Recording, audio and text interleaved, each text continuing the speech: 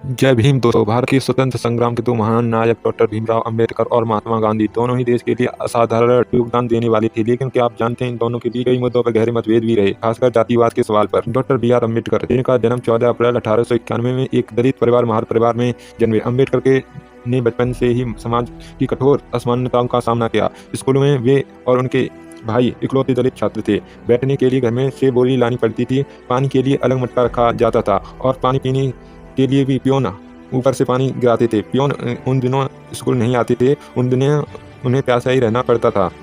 आर्थिक तंगी के बावजूद उनकी लगन ने उन्होंने महाराजा बड़ौदा की स्कॉलरशिप मिली, जिसने उन्होंने कोलंबिया यूनिवर्सिटी फिर लंदन स्कूल ऑफ इकोनॉमिक्स की लॉ की पढ़ाई की।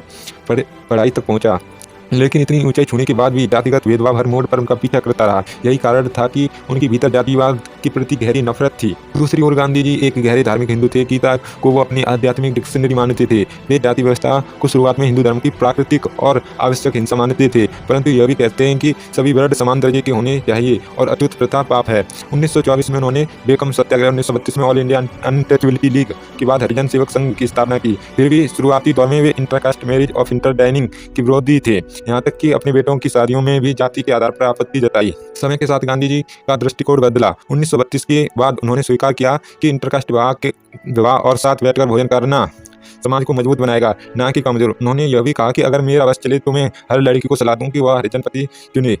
1930 के दशक की सबसे बड़ी बहस थी कि दलितों के लिए अलग निर्वाचक मंडल। अम्बेडकर चाहते थे कि दलितों को अल्पसंख्यक घोषित कर मुस्लिम और सिखों की तरह अलग चुनाव चित्र दिए जाएं। गांधी जी इसके खिलाफ थे। उनका मानना था कि इससे देश बच जाएगा। 1932 में ब्रिटिश सरकार ने कम्युनल अवार्ड में अम्बेडकर की मांग मान ली। गांधी जी ने इसका विरोध करते हुए अनशन शुरू कर दिया। दबाव और स्थिति की गंभीरता को निर्वाचक मंडल की जगह ज्वाइंट इलेक्टोरेट और दलितों के लिए आरक्षित सीटों की संख्या 71 से बढ़ाकर 148 कर दी गई।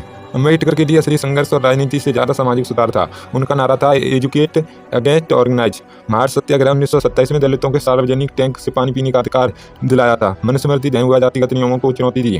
कालाराम मंदिर प्रवेश आंदोलन हुआ, धार्मिक स्थलों को बराबरी का अधिकार दिलाया।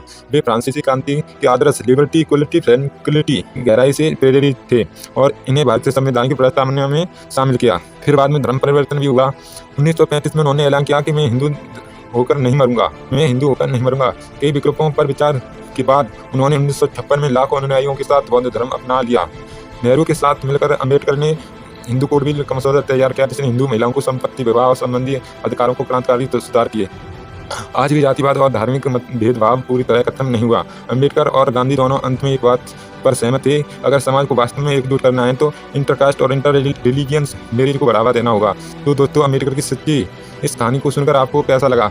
अगर ये कहानी आपको अच्छी लगी हो तो लाइक, शेयर व सब्सक्राइब करना ना भूलें। मिलते हैं अगली वीडियो में। जय भीम, जय संविधान।